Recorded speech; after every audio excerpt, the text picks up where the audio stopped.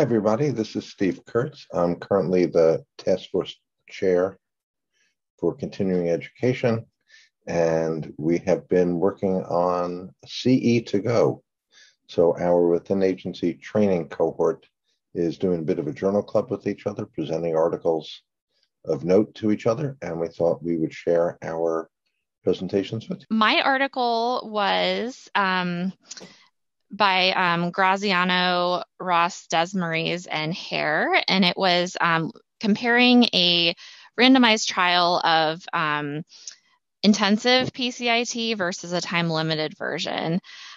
So the authors had noted that there have been some studies looking at abbreviated versions of PCIT, also looking at intensive versions.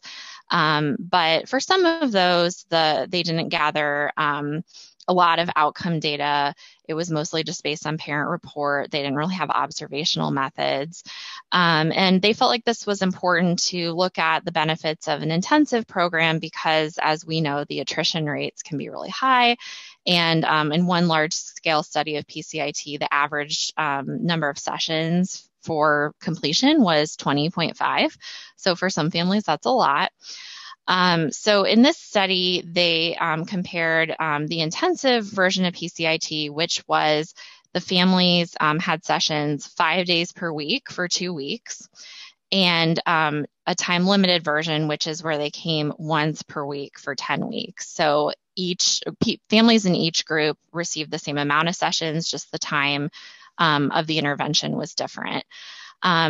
So the way their sessions were broken down, they had the teach for CDI and PDI, and then 4 coach sessions for each.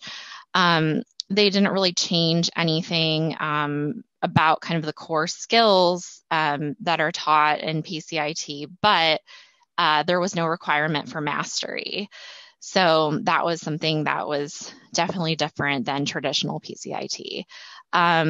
There was a post-treatment session for each family 1 week after completion, and then they had a follow-up at 6 to 9 months after treatment, and the average follow-up time was 6.72 months post-treatment.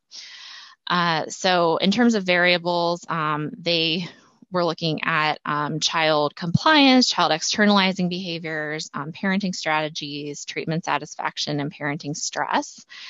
And participants were 60 children with an average age of 4.33, mostly boys.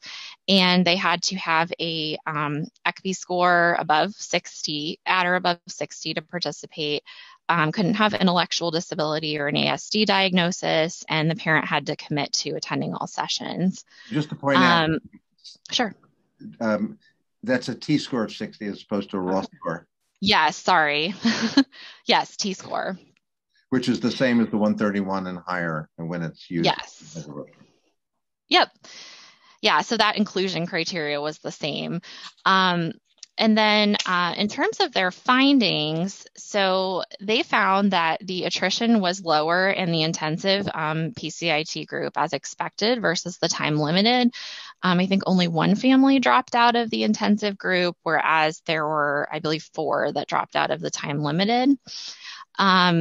In both groups, there were improvements in externalizing behaviors as measured by the ECB. They also saw improvement in parenting strategies, overall parenting stress, and then the use of the do and don't skills as measured by the DPICS coding.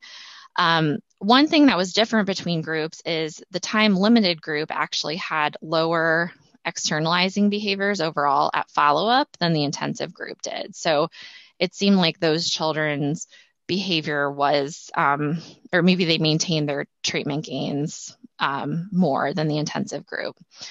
They also found that parents with higher stress levels at pre-treatment, at post-treatment, their children tended to have lower externalizing behaviors. So that was interesting.